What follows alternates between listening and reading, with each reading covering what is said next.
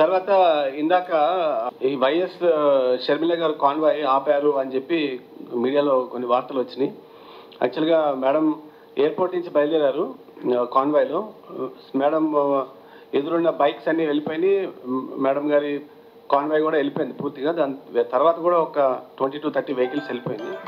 ఆ తర్వాత ఏదైతే ఒక 50 to 100 వెహికల్స్ ఉన్నాయో కార్స్, అవి మన ట్రాఫిక్ నియంత్రణలో భాగంగా రొటీన్గా మనం అన్ని ప్రోగ్రామ్స్కి చేస్తుంటాము.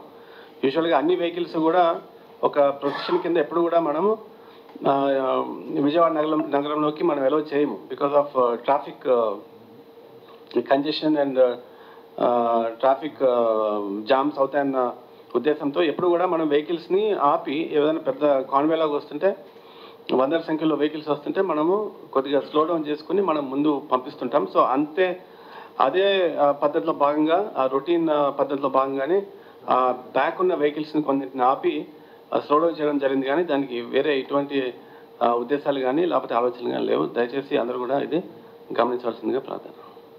Thank you.